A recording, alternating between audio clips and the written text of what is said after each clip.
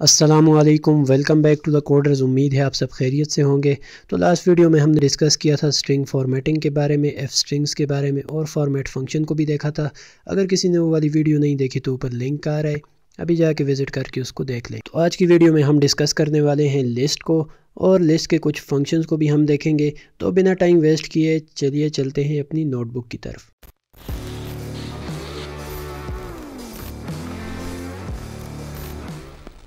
अभी तक हमने जितने भी डेटा टाइप्स डिस्कस किए हैं, चाहे वो इंट हो, चाहे वो फ्लोट हो, या स्ट्रिंग हो, या बूलियन हो, हमने देखा कि जब भी हम उनको वेरिएबल के अंदर स्टोर करेंगे तो एक सिंगल वैल्यू के तौर पे हम उनको स्टोर करेंगे। तो ये मैंने एक इंटीजर स्टोर कर दिया जिसको मैंने एक सिंगल वैल्यू के तौर पे स्टोर कर दिया। उसी तरह पाइथन के अंदर कुछ और भी डेटा टाइप्स हैं, जिस तरह लिस्ट है, ट्यूपल है, सेट्स है, डिक्शनरी है। ये ऐसे डेटा टाइप्स हैं जिनके अंदर हम सिंगल वेरिएबल के अंदर मल्टीपल वैल्यूज़ को स्टोर कर सकते हैं। उन्हीं में से आज हम देखने वाले हैं लिस्ट को। तो जैसा कि हमने डिस्कस किया कि लिस्ट एक ऐसी डेटा टाइप है जिसके अंदर हम मल्टीपल आइटम को स्टोर कर सकते हैं एक सिंगल वेरिएबल के अंदर। अब वो मल्टीपल आइटम्स 100 भी हो सकते हैं, 1000 भी हो सकते हैं, एक सिंगल आइटम भी हो सकता है, या लाख भी हो सकते हैं। वो आपके यूज़ केस तक, आपके प्रॉब्लम तक है। तो हम देख लेते हैं कि लिस्ट को बनाया कैसे जाए। तो जैसे हम वेरिएबल बनाया करते थे उसी तरह वेरिएबल का नाम लिखते हैं माई लिस्ट, फिर इक्वल टू भी उसी तरह डालते हैं। फिर सिर्फ यहाँ पे आपको क्या करना है, स्क्वायर ब्रैकेट्स डाल देने, और इसके अंदर आप अपनी वैल्यूज़ जो भी स्टोर करना चाह रहे हैं वो लिखते हैं। तो मैं यहाँ पर 4 वैल्यू स्टोर कर देता हूँ। अब मैं इसकी टाइप अगर प्रिंट करूँ माई लिस्ट, तो ये हमें बता देगा कि इसकी टाइप क्या है, लिस्ट। अब मैं इन वैल्यूज़ को प्रिंट भी कर सकता हूँ। तो मैं अपनी माई लिस्ट को प्रिंट कर देता हूँ। तो इसने मुझे 4 वैल्यूज़ यहाँ पर दे दी, और ये साइड पर आपको नज़र आ रहा होगा स्क्वायर ब्रैकेट्स। तो इसी से पता लगता है कि यह एक लिस्ट है। तो ये था पहला तरीका। अब दूसरा तरीका देखते हैं कि दूसरा तरीका जो लिस्ट बनाने का है वो ये है कि उसी तरह से मैं जाऊं और यहाँ पर मैं लिखूं लिस्ट, और इसके अंदर 2 बार ब्रैकेट्स ओपन कर दूं। अब इसके अंदर मैं जो कोई भी वैल्यू लिखूंगा, मैंने 4 वैल्यूज़ लिख ली। अब इसको प्रिंट करके देख लेते हैं। तो जैसे ही मैं इसको प्रिंट करूँगा तो इसने क्या कर दिया, इसको भी लिस्ट बना दिया जिसके अंदर 4 वैल्यूज़ हैं। वो 4 वैल्यूज़ क्या हैं, 12, 13, 14 और 15। अगर आप इसको वेरीफाई करना चाहें तो टाइप फंक्शन में इसको पास कर दें, तो ये आपको बता देगा कि ये एक लिस्ट है। अब ज़रूरी नहीं है कि हम जब भी लिस्ट बनाएंगे उसमें सारे नंबर्स ही होंगे। हम ऐसी लिस्ट भी बना सकते हैं जिसके अंदर नंबर्स के अलावा स्ट्रिंग्स भी हों। तो स्ट्रिंग वाली भी हमने बना ली। तो इसके अंदर सारी स्ट्रिंग्स हैं। इसको मैं प्रिंट करके आपको दिखा लेता हूँ, प्रिंट स्टूडेंट्स। तो ये एक लिस्ट है जिसके अंदर सारी स्ट्रिंग्स हैं। अब ऐसा भी ज़रूरी नहीं है कि सारी स्ट्रिंग होंगी तो एक कोई स्ट्रिंग होगी तो सारी स्ट्रिंग्स होंगी, या कोई एक नंबर होगा तो सारे नंबर्स होंगे। आप इसको मिक्स भी कर सकते हैं, बीच में इंटीजर भी यूज़ कर सकते हैं कि लेट्स सपोज ये इन लोगों के मार्क्स हैं, तो मैं इस तरह भी कर सकता हूँ। उसी तरह कोई पॉइंट वाली वैल्यू है तो उसको भी यहाँ पे स्टोर कर सकता हूँ। तो यही लिस्ट का एक फंक्शन है कि हम इसके अंदर किसी भी डेटा टाइप की वैल्यू एक साथ में स्टोर कर सकते हैं। तो उम्मीद है कि आपको समझ आ गई होगी कि लिस्ट को बनाया कैसे जाए। अब बात करते हैं कि एक्सेस कैसे किया जाए एलिमेंट्स को। तो जब भी आप कोई लिस्ट लिखते हैं तो इसमें हर एलिमेंट की एक पोजीशन होती है। जिस तरह अब इसकी पोजीशन है फर्स्ट, इसकी सेकंड, थर्ड, फोर्थ, फिफ्थ। तो इन्हीं पोजीशंस को कहा जाता है इंडेक्स। आप कोई भी लैंग्वेज में काम कर रहे होंगे उसमें इंडेक्सिंग हमेशा स्टार्ट होती है 0 से। तो ये जो पहला एलिमेंट्स है इसकी इंडेक्स है 0, ये 1, 2, 3। तो अब मैं अगर यहाँ से एक्सेस करना चाह रहा हूँ फर्स्ट एलिमेंट को, मैं इस लिस्ट के अंदर से ये पहला एलिमेंट लेना चाह रहा हूँ, तो इसका क्या तरीका है, मैं लिस्ट का नाम लिखूँगा, स्क्वायर ब्रैकेट्स डालूँगा और उसका इंडेक्स लिख लूँगा। तो वो 0 इंडेक्स है, तो इसने मुझे दे दिया 0 इंडेक्स वाला एलिमेंट जो कि था उस्मान। उसी तरह अगर मैं ये चाह रहा हूँ कि मुझे सेकेंड वाला एलिमेंट चाहिए तो उसका इंडेक्स होता है 1। तो जैसे ही मैं यहाँ से करूँगा तो वो मुझे दे देगा 1 पोजीशन वाला। उसी तरह सेकंड, आगे थर्ड भी ले सकते हैं, फोर्थ भी ले सकते हैं। इसी तरह हम देखते हैं कि हमें अगर लास्ट एलिमेंट चाहिए तो उसके लिए क्या करना पड़ेगा। तो स्टूडेंट्स लिख लिया और यहाँ पर उसकी पोजीशन लिख ली। तो जैसे ही मैंने लिखा, मैंने अब ये जो पोजीशन डाली है ये 6 है, जबकि इसके अंदर एलिमेंट्स जो हैं 5 तक है, 0 से लेकर 5 तक। तो इसलिए इसने मुझे एरर दे दिया कि list index out of range. यही चीज़ हमने देखी थी जब हमने स्ट्रिंग स्लाइसिंग पढ़ी थी। तो स्ट्रिंग स्लाइसिंग के अंदर हमने जो कुछ भी पढ़ा है वो सब कुछ यहाँ पर भी अप्लाई हो सकता है। तो मुझे लास्ट एलिमेंट चाहिए, मैं यहाँ पे लिखूँगा 5 जो कि इसका इंडेक्स है। तो एक ये तरीका है। दूसरा हमने स्ट्रिंग स्लाइसिंग में भी देखा था कि जब भी लास्ट से अगर हम इंडेक्सिंग स्टार्ट करेंगे तो लास्ट से जब भी इंडेक्सिंग स्टार्ट होती है -1 से स्टार्ट होती है और इस तरफ से जब भी स्टार्ट होती है 0 से स्टार्ट होती है। तो मैं यहाँ पर लिख सकता हूँ -1 और ये मुझे लास्ट एलिमेंट दे देगा जो कि था मुझे। तो उम्मीद है कि आपको एक्सेसिंग की भी समझ आ गई होगी। अब बात करते हैं कि आपके पास लिस्ट अगर बनी हुई है, आप इसमें मॉडिफिकेशंस करना चाह रहे हैं। फॉर एग्जांपल ये वैल्यू आपको नहीं चाहिए, इसकी जगह कोई और वैल्यू डालना चाह रहे हैं, तो उसका भी सिंपल सा तरीका है। सबसे पहले तो उस वैल्यू को सिलेक्ट कर दें। सिलेक्ट करने का हमने क्या देखा था कि उसका इंडेक्स लिख लें। तो ये लिखने का क्या मतलब है कि ये वाली वैल्यू जो कि हमने प्रिंट करके पिछली बार देख भी लिया था, तो इस वैल्यू की जगह क्या हमें डालना है, नई वैल्यू जो कि क्या है, टेस्ट लिख लेते हैं। तो ये लाइन क्या करेगी, इस जगह पे जाके टेस्ट को डाल देगी। हम इसको वेरीफाई कर सकते हैं इसको प्रिंट करवा के। जैसे ही मैं इसको प्रिंट करवाऊँगा तो आप देख सकते हैं अब इसकी जगह पे टेस्ट आ गया। तो ये था मॉडिफिकेशन का तरीका कि आप इसमें मॉडिफाई कर सकते हैं किसी भी इंडेक्स पे कोई भी वैल्यू को। अगर हम नए एलिमेंट्स ऐड करना चाह रहे हैं तो उसका क्या तरीका है, उसके 2 तरीके। तो यहाँ पर अपनी पहले तो वही पुरानी जो लिस्ट है उसको प्रिंट करवा लेते हैं। इस लिस्ट के अंदर फ़िलहाल ये एलिमेंट्स हैं, मैं इसके अंदर एक और एलिमेंट ऐड करना चाह रहा हूँ, तो उसका तरीका है अपेंड मेथड। तो अपेंड मेथड के अंदर मैं वो वैल्यू दे दूंगा जो मैंने ऐड करनी है। मैं दे देता हूँ न्यू वैल्यू। उसी तरह एक और वैल्यू ऐड कर देते हैं जो कि एक नंबर होगा। तो ये 2 वैल्यूज़ मैं ऐड कर देता हूँ। अब इधर प्रिंट करके देखते हैं कि क्या इफेक्ट हुआ है इसका। तो जैसे ही मैंने प्रिंट किया है तो इसने क्या किया है, इसके आगे वैल्यू डाल दी। सबसे पहले तो न्यू वैल्यू डाल दी, उसके बाद 12 डाल दिया। तो अपेंड मेथड क्या करता है, आपकी जो लिस्ट बनी हुई है उसके लास्ट पे नए नए एलिमेंट्स इंसर्ट करता रहता है। आप इसको जो भी एलिमेंट देंगे वो वहाँ पे जाके इंसर्ट कर देगा।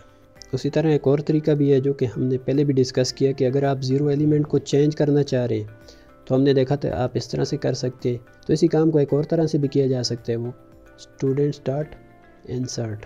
तो इंसर्ट फंक्शन को आप यूज़ करेंगे। जो पहली चीज़ आप इसको देंगे वो इंडेक्स देंगे। मैं इसके इंडेक्स दे देता हूँ कि 1 और उसके बाद आप इसको वैल्यू देंगे कि वहाँ पे वैल्यू क्या ऐड करनी है।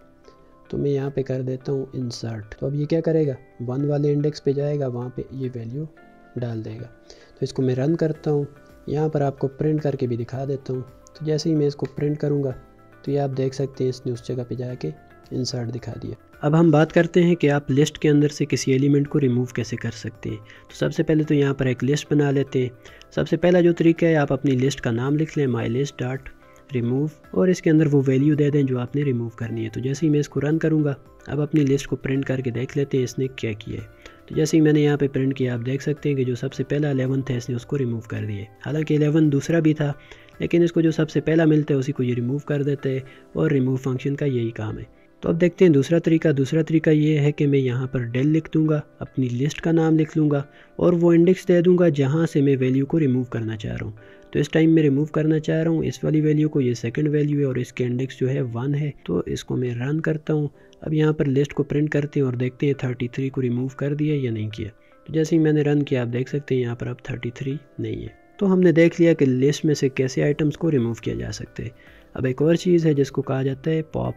तो हम यहाँ पर अपनी लिस्ट लिख लेते हैं और देखते हैं कि जब भी हम अपनी लिस्ट को माई लिस्ट डॉट पॉप करेंगे और कोई वैल्यू दे देंगे, फिलहाल तो हम देखते हैं कि कोई वैल्यू ना दें तब क्या होगा। तो मैं जैसे ही इसको रन करता हूँ, अब मैं अपनी लिस्ट को दोबारा यहाँ पर प्रिंट करवाता हूँ, तो आप देख सकते हैं कि इसने ये वाला एलिमेंट ख़त्म कर दिए। तो पॉप फंक्शन क्या करता है, जो एलिमेंट सबसे लास्ट में ऐड हुआ था उसको रिमूव कर देते हैं। उसी तरह आप इसको इंडेक्स भी दे सकते हैं। फॉर एग्जांपल मैं इसको यहाँ पर दे दूँ, पॉप कर दो पहले वाले एलिमेंट को, 0 इंडेक्स वाले को। अब इसको रन कर देता हूँ। अब अपनी लिस्ट को दोबारा प्रिंट करके यहाँ पर देख लेते हैं। तो जैसे ही मैं इसको प्रिंट करूँगा, आप देख सकते हैं कि इसने 11 को रिमूव कर दिया। तो पॉप भी रिमूव करता है, लेकिन इसका थोड़ा सा मेथड अपना है, इसका अपना स्टाइल है, ये अपने स्टाइल से उसको रिमूव कर देते हैं। अब बात करते हैं लिस्ट स्लाइसिंग की। तो इसी लिस्ट को ले आते हैं नीचे, और जो कुछ हमने स्ट्रिंग स्लाइसिंग में पढ़ा था वो सब कुछ हम यहाँ पर भी यूज़ कर सकते हैं। तो स्ट्रिंग स्लाइसिंग में भी हमने देखा था कि आप यहाँ पर लिस्ट लिख सकते हैं, यहाँ पर आप अपना रेंज दे सकते हैं। मुझे 0 से लेकर 3 तक चाहिए, 0, 1 और 2 वाला। तो इसने मुझे 0, 1 और 2 वाला एलिमेंट दे दिया। ये सब कुछ हमने डिस्कस किया हुआ है स्ट्रिंग स्लाइसिंग में। अगर किसी ने वो वाली वीडियो नहीं देखी तो ऊपर लिंक आ रहा है, अभी उसको विजिट करके देख लो। उसी तरह हमने देखा था स्टेप्स भी आप डाल सकते हैं। तो हमने स्टेप्स डाले थे कि यहाँ पर मैं लिख लेता हूँ मुझे हर दूसरा एलिमेंट चाहिए, तो मैं ये कर सकता हूँ। तो मुझे इसने क्या कर दिया, ये एलिमेंट दिया, फिर ये दिया, फिर ये दिया। तो हर दूसरा एलिमेंट मुझे इसने दे दिया। उसी तरह मैं हर तीसरा एलिमेंट भी ले सकता हूँ। फिर हमने ये देखा था कि आप रिवर्स भी कर सकते हैं अपनी स्ट्रिंग को। तो उसी तरह आप अपनी लिस्ट को भी रिवर्स कर सकते हैं। तो -1 यहाँ पे जैसे ही डालूंगा तो इसने मुझे रिवर्स ऑर्डर में लिस्ट दे दी। तो ये थी लिस्ट स्लाइसिंग। अब बात करते हैं कुछ मेथड्स के बारे में और फिर इस वीडियो को एंड करते हैं। तो जैसा कि हमने ये लिस्ट बनाई हुई है, इसी को ले आते हैं नीचे। तो कुछ मेथड्स तो हमने डिस्कस कर लिए, अपेंड, पॉप, रिमूव, इंसर्ट, ये मेथड्स तो हमने डिस्कस कर लिए। इसके अलावा भी कुछ हैं, उनको भी देख लेते हैं। तो उसमें जो सबसे पहला हम देखते हैं कि वो है सॉर्ट करना। सॉर्ट करने का क्या मतलब है, यहाँ पर करके आपको दिखा देता हूँ। तो इसने मुझे एरर दे दिया। तो हमें पहली बात तो ये पता लग गई कि सॉर्ट फंक्शन जो है वो ऐसी लिस्ट पे नहीं लग सकता जिसके अंदर आपके पास नंबर्स भी हों और स्ट्रिंग्स भी हों। तो मैं यहाँ से पहले तो स्ट्रिंग को रिमूव कर देता हूँ। अब मैं इसको रन करता हूँ। तो जैसे ही मैं इसको रन किया, अब हम देख लेते हैं इसने क्या किया। तो हमारी लिस्ट थी 1 1 2 2 3 3 4 4 और 5 5। तो ये एक असेंडिंग ऑर्डर में पहले से सॉर्ट हुई थी। तो हमने क्या किया, सॉर्ट फंक्शन को कॉल किया और reverse is equal to true लिख लिया। तो इससे क्या हुआ, उसने लिस्ट को डिसेंडिंग ऑर्डर में हमें अरेंज करके दे दिया। अगर मैं इसको यहाँ पर फॉल्स कर देता, अब अपना रिज़ल्ट अगर हम देखते तो इसने मुझे उसी तरह से अपनी लिस्ट दे दी है। अब इसको हम ऐसे वेरीफाई कर सकते हैं कि मैं लास्ट में एक ऐसा एलिमेंट डाल देता हूँ जो इनसे छोटा है। अब मैं अगर इसको दोबारा रन करूँ तो आप देख सकते हैं सबसे छोटा एलिमेंट, फिर उससे बड़ा, फिर उससे बड़ा। तो ये सॉर्ट फंक्शन आपको सॉर्टिंग करके दे देता है और ये परमानेंट सॉर्टिंग होती है। मैंने जब ये फंक्शन चला दिया तो मेरी लिस्ट के अंदर इसने चेंजेस कर दी। इसीलिए जब मैंने इस लिस्ट को प्रिंट करवाया तो आप देख सकते हैं इसके अंदर चेंजेस हो चुकी हैं। उसी तरह एक और सॉर्ट होता है, सॉर्टेड में यहाँ पे लिखता हूँ। उसको हम अपनी लिस्ट दे देते हैं, माई लिस्ट, और उसको बता देते हैं कि reverse is equal to true. हम डिसेंडिंग ऑर्डर में करना चाह रहे हैं। तो जैसे ही मैं इसको प्रिंट करूँगा तो इसने क्या कर दिया, डिसेंडिंग ऑर्डर में प्रिंट कर दिया। लेकिन अगर मैं अपनी लिस्ट को दोबारा प्रिंट करवाऊँ तो आप देख सकते हैं कि इसमें कोई भी चेंजेस नहीं आई। तो इसको कहा जाता है टेम्पररी सॉर्टिंग और ये है परमानेंट सॉर्टिंग। ये असल में करती क्या है, आपकी लिस्ट के अंदर चेंजेस करती है, और ये वाली सॉर्टिंग जो है ये आपको बस रिजल्ट दे देती है, कोई चेंजेस नहीं करती। तो ये दो फंक्शन आपको समझ आ गए होंगे। उसी तरह लिस्ट के अंदर आप मालूम करना चाह रहे हैं मैक्सिमम एलिमेंट्स कौन सा है, तो आप मैक्स फंक्शन के अंदर अपनी लिस्ट दे दें तो ये आपको बता देगा कि आपकी लिस्ट के अंदर जो सबसे बड़ा एलिमेंट है वो है 55। उसी तरह आप यहाँ पर सबसे छोटा एलिमेंट भी चेक कर सकते हैं मेन फंक्शन से। तो मेन फंक्शन जैसे ही मैंने लगाया इसने मुझे बता दिया -2 है। उसी तरह मैं अपनी लिस्ट की लेंथ भी मालूम कर सकता हूँ कि इसके अंदर टोटल कितने एलिमेंट्स हैं। तो लेंथ फंक्शन यूज़ करते हैं तो इसने मुझे बता दिया कि टोटल 7 एलिमेंट्स हैं। उसी तरह अगर आप काउंट करना चाह रहे हैं, फॉर एग्जांपल मैं काउंट करना चाह रहा हूँ कि मेरी लिस्ट के अंदर 11 कितनी बार आया हुआ है। तो जैसे ही मैं इसको रन करूँगा इसने मुझे बता दिया कि एक ही बार आए। लेट्स से हम यहाँ पर एक और 11 डाल देते हैं 2 बार। अब मैं अगर इसको रन करूँ तो इसने मुझे बता दिया कि 3 बार 11 आया हुआ है। तो ये काउंट फंक्शन है, ये भी कहीं ना कहीं आपको इस्तेमाल हो जाएगा। तो एक और फंक्शन हम देख लेते हैं, एक्सटेंड फंक्शन। तो यहाँ पर मैं लिख लेता हूँ my list dot extend. Extend function क्या करता है कि आपकी लिस्ट के अंदर एक और लिस्ट को जोड़ सकते हैं। अब मैं इसके अंदर एक और लिस्ट दे देता हूँ जिसमें 4 एलिमेंट्स हैं। अब इसको रन करते हैं और देखते हैं कि ये क्या करते हैं। तो जैसे ही मैंने इसको रन किया तो इसने क्या किया, मेरी जो लिस्ट थी उसके साथ इस लिस्ट को जोड़ दिया और इसको एक लिस्ट बना दिया। तो 2 लिस्टों को जोड़ के एक लिस्ट बनाना एक्सटेंड का काम है। तो उम्मीद है कि आज की वीडियो आपको पसंद आई होगी। अगर आपको ये वीडियो पसंद आई है तो वीडियो को लाइक करें, चैनल को सब्सक्राइब करें। मिलते हैं नेक्स्ट वीडियो में एक नए टॉपिक के साथ। तब तक के लिए अल्लाह हाफिज़।